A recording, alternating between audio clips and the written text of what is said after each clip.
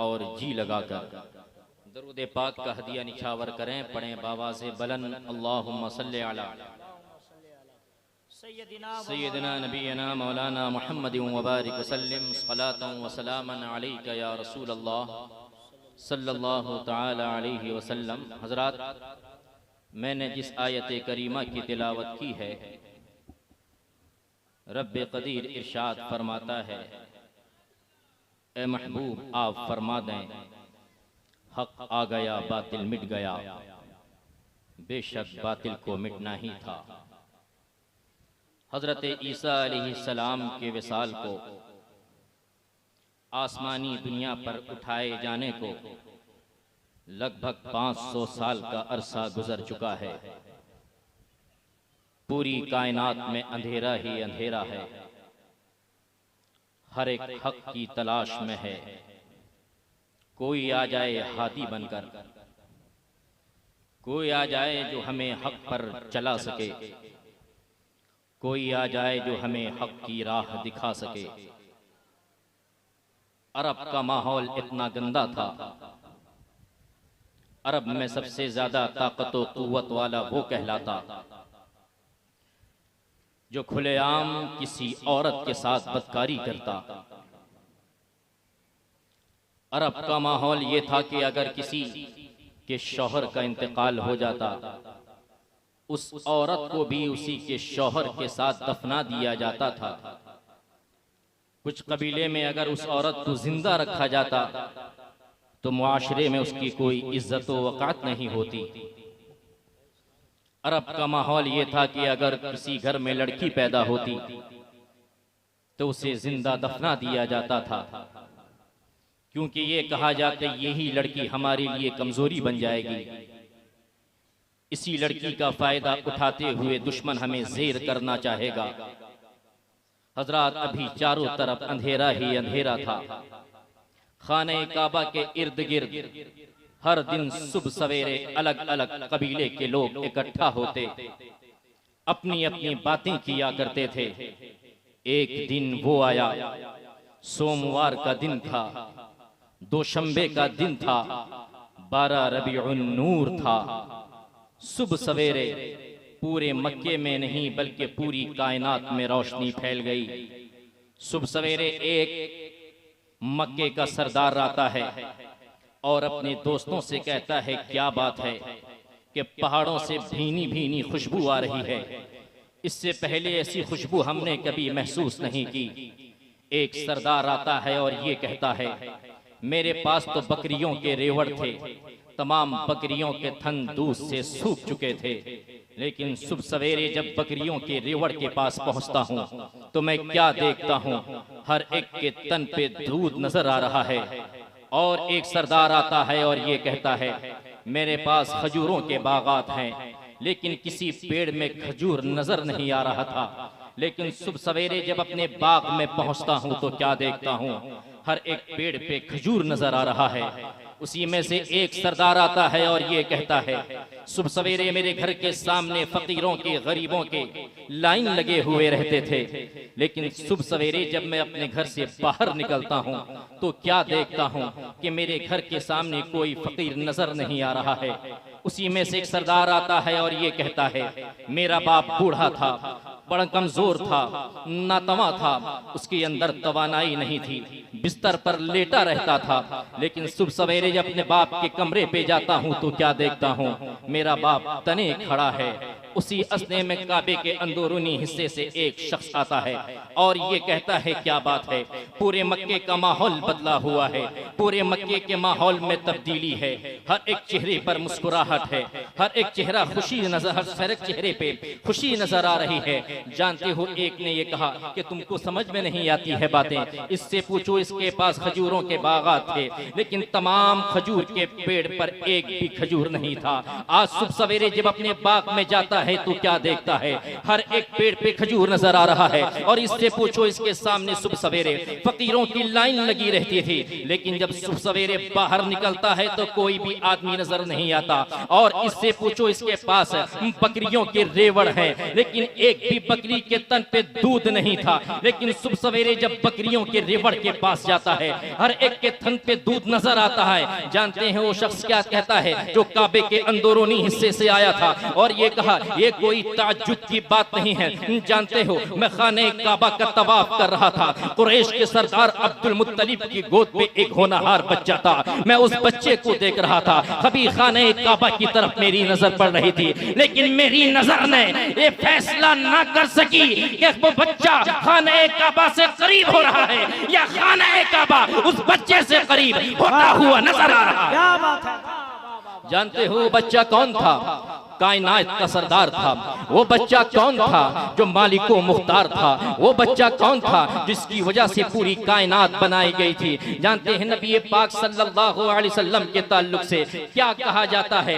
हजरत का हसन बिन साबित फरमाते हैं, क्या फरमाते हैं कि दरूद पाक पढ़े तो मैं आगे बढ़ूं। अल्लाहुम्मा सल्ली अला सय्यदिना नबीना मुहम्मदिन व बारिक वसल्लिम सलातन व सलामन अलैका या रसूल अल्लाह सल्लल्लाहु तआला अलैहि वसल्लम। इस शान से हसन बोले, फिदाए हामिले कुरान बोले, गुलामे मोतिये ईमान बोले, अदब का मतलए ताबान बोले, व अहसनु मिनका लम तरक़त ऐनी व अजमलु मिनका लम तलिदिन निसाओ खुलिक़ता मुबर्रअन मिन कुल्लि ऐबिन कअन्नका क़द खुलिक़ता कमा तशाओ। तर्जुमा मुज़ाहज़ा फरमाए, हज़रत हसन फरमाते हैं कि आपसे ज्यादा हसीन व जमील मैंने देखा नहीं है, मेरी आंखों ने नहीं देखा है, और आपसे ज्यादा हसीन व जमील किसी औरत ने जना नहीं है। आज हसन बिन साबित से पूछते हैं, ये बताएं हसन बिन साबित, ये तो बता दें, आप तो मदीने के रहने वाले हैं, आपने मक्के वालों को देखा है, आपने मदीने वालों को देखा है, आपने मिस्र वालों को देखा है, आपने यमन वालों को देखा है,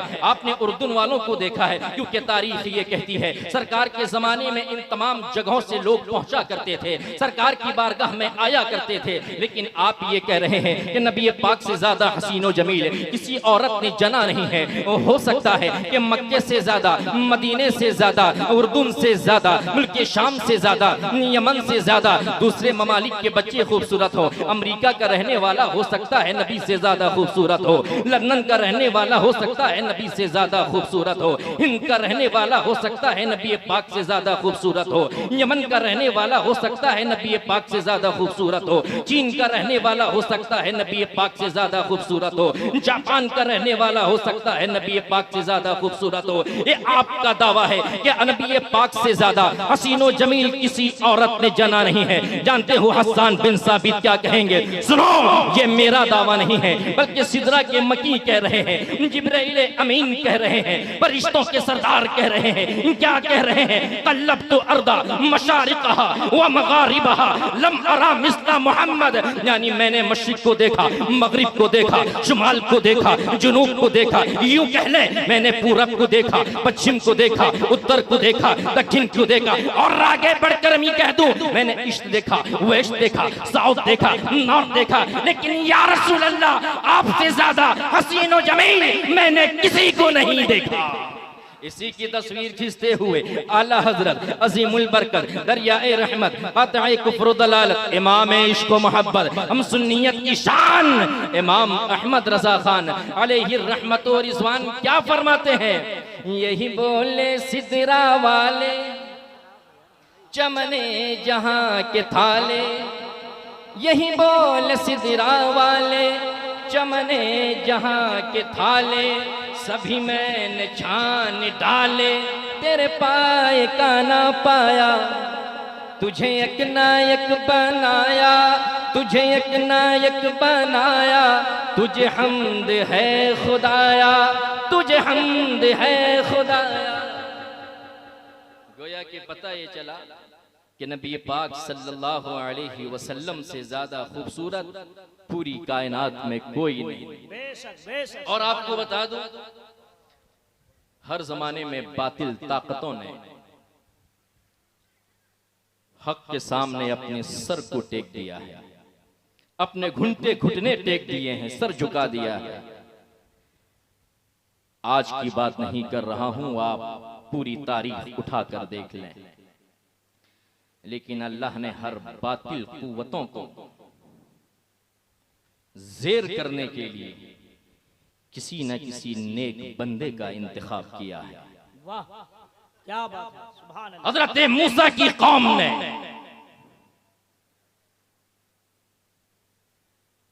जादुओं के जरिए बड़ी शोहरत कमाई थी कि अल्लाह ने उस कौम को ज़ेर करने के लिए हजरत मूसा को पैदा किया। हजरत ईसा की कौम का यह कहना था, क्योंकि वह कौम हर एक चीज की दवाई बना चुकी थी सिवाय मौत के, और उनका यह कहना था कि अगर हम किसी के अंदर जिंदगी डाल दें, रूह डाल दें, माज़अल्लाह फिर हमें खुदा की जरूरत नहीं। अल्लाह ने उनकी सरकोबी के लिए हजरत ईसा को पैदा किया। उसी तरीके से हमारे नबी सल्लल्लाहु अलैहि वसल्लम के जमाने में हर बातिल कुव्वतों ने सर उठाने की कोशिश की, लेकिन बातिल कुव्वतों को ज़ेर करने के लिए, नीचा दिखाने के लिए, हक का पैगाम, हक का अलम बुलंद करने के लिए अल्लाह ताला ने हमारे नबी को पैदा फरमाया। सरकार का जमाना गुजरता है, फिर हजरत अबू बकर सिद्दीक आते हैं। मुनकिरीन ज़कात के लिए अल्लाह ने हजरत अबू बकर सिद्दीक का इंतखाब किया। आप पूरी तारीख उठाकर देख लें, जब अल्लाह के एक होने पर भी उंगलियां उठाई गईं, अल्लाह ने हजरत मुजद्दिद अल-फिसानी को पैदा फरमाया। जब नबी की रिसालत पर हमला हुआ, अल्लाह ने इमाम अहमद रजा को पैदा फरमाया। जब देवबंदियों की फितने का खात्मा करना हुआ, अल्लाह ने मुजाहिदे मिल्लत को पैदा फरमाया। और जब नसीमियत और हबीबियत को एक करना चाहा, तो अल्लाह ने मेरे वालिद शेरे अहले सुन्नत का इंतखाब फरमाया। अल्लाह ताला हम लोगों में एकताई और एकजहती पैदा फरमाए। यही एकताई और एकजहती दुश्मनों पर इंशाअल्लाह जरूर भारी पड़ने वाली है, और ये वक्त वो आएगा, वो आ रहा है आहिस्ता आहिस्ता इंशाअल्लाह आ जाएगा कि हम सब और दिगर खानकाहें एक हो जाएंगी, और जो इन चीज़ों से दूर रहा, इस फैसले को तस्लीम नहीं किया और न ही इस फैसले के मुकाबले में कोई दलील पेश कर पाई, इंशाअल्लाह वो हमेशा अलग होकर रह जाएगा। अल्लाह ताला हमें इत्तिहाद, मोहब्बत, एकताई के साथ ज़िंदगी गुजारने की तौफीक अता फरमाए। वालिद गिरामी की आप लोग पुरमग़्ज़ तकरीर सुनेंगे। मेरी तकरीर इंशाअल्लाह फिर कभी हो जाएगी, वक्त बहुत ज़्यादा गुजर चुका है। अस्सलामु अलैकुम व रहमतुल्लाहि व बरकातहू।